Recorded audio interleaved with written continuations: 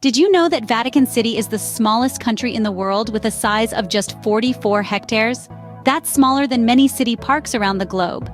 Nestled within the heart of Rome, Italy, Vatican City is a unique city-state that captivates millions with its rich historical tapestry. This micronation is far more than its size, boasting an unrivaled collection of art, culture, and religious significance. Let's dive into this tiny but historically rich city, which is a treasure trove of art, culture, and religion. Vatican City, as we know it today, was established in 1929, but its history spans millennia.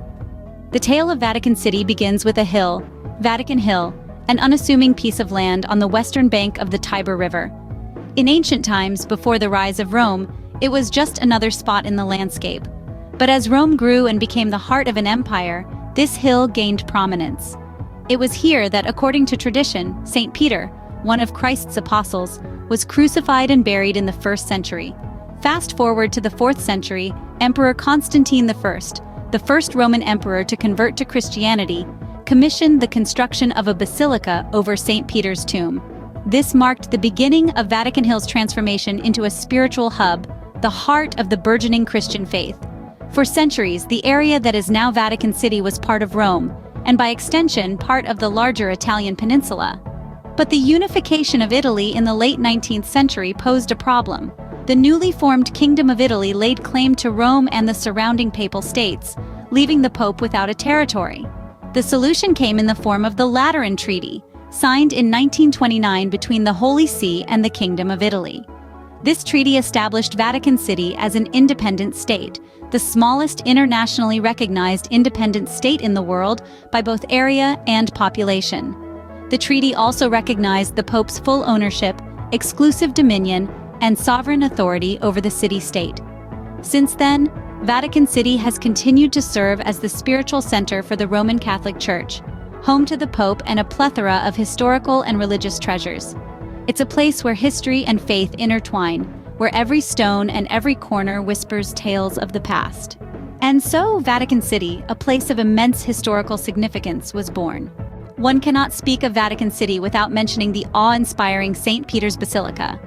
St. Peter's Basilica, the iconic symbol of the Vatican City, stands tall as one of the largest churches in the world. But it's not just the size that leaves you in awe. It's the incredible fusion of history, architecture, and culture that makes this basilica a marvel to behold. Let's take a step back in time.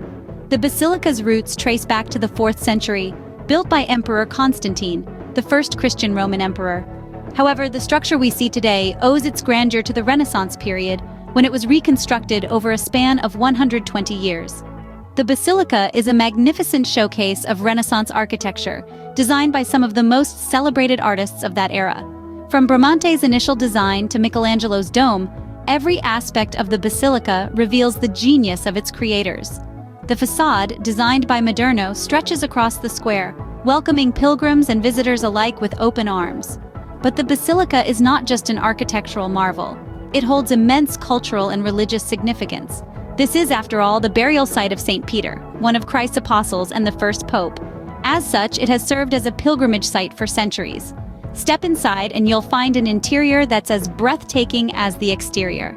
It houses numerous pieces of invaluable artwork, including Michelangelo's Pietà and Bernini's Baldachin. Each piece tells a story, each corner whispers a prayer. Then there's the dome, the tallest in the world, reaching towards the heavens. It's not just a symbol of architectural prowess, but also a representation of the ascent to God. St. Peter's Basilica is not merely a church. It's a testament to faith, a celebration of art, a symbol of spiritual aspiration. It's a place where history and divinity intertwine, where every stone has a story to tell, where every corner echoes with prayers of centuries.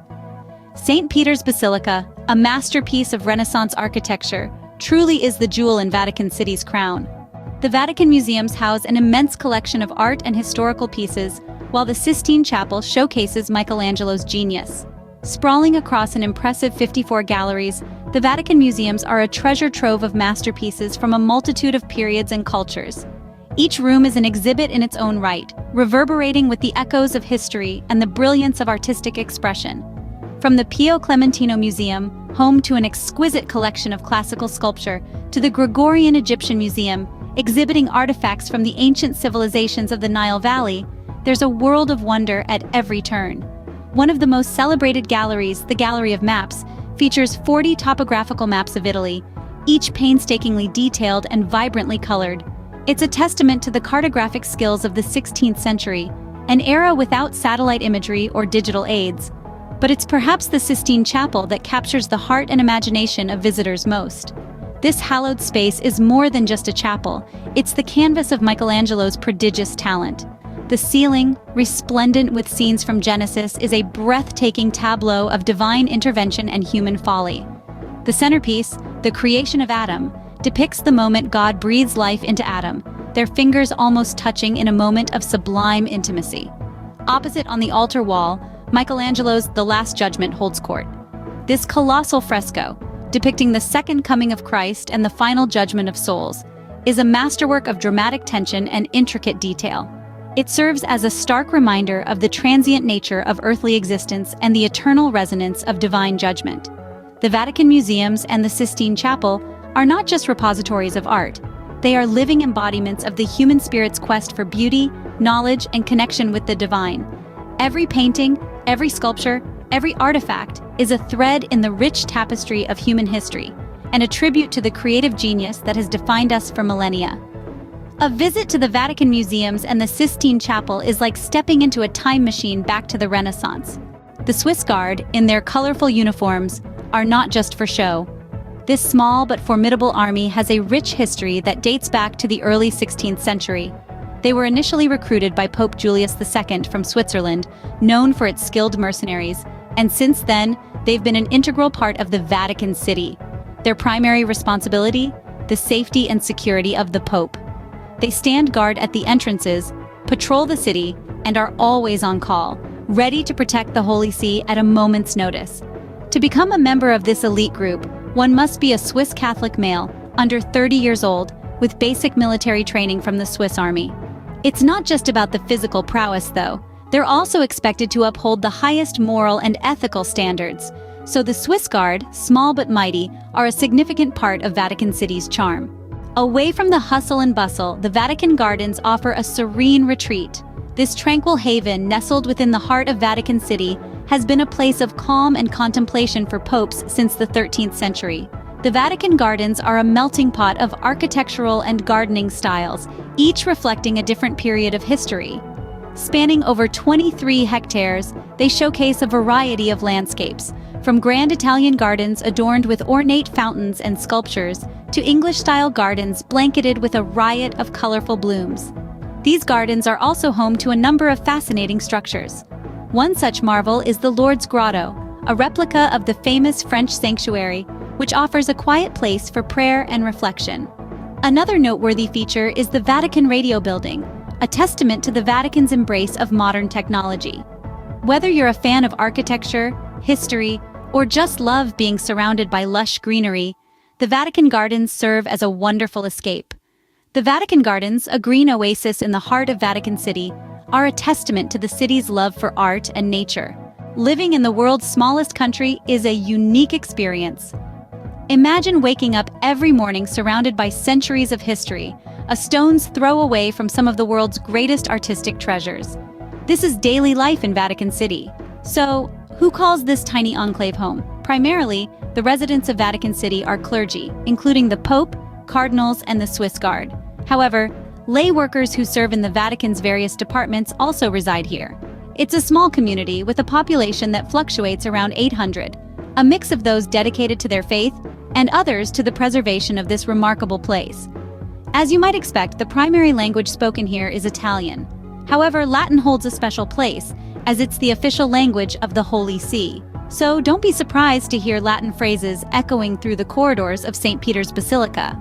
Additionally, due to the international nature of the Catholic Church, you'll hear a variety of languages spoken by visitors and residents alike. Now, let's talk about the economy of Vatican City. It's a bit different from what you might be used to. The city does not have a conventional economy driven by consumer demand. Instead, it relies heavily on the sale of postage stamps, tourist mementos, and admission fees to the Vatican Museums. The Vatican Bank also plays a significant role, managing the financial affairs of the Church. Living in Vatican City is not about the hustle and bustle of modern city life. Here, the rhythm of life is dictated by spiritual duties, the ringing of church bells, and the ebb and flow of pilgrims and tourists. It's a place where history, faith, and art coalesce, creating an environment that's serene yet vibrant, simple yet profoundly significant.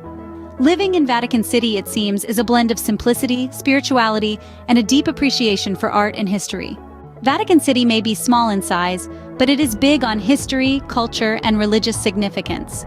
We've journeyed through its rich history, marveled at the grandeur of St. Peters Basilica, the Vatican Museums, and the Sistine Chapel, and glimpsed life within its walls.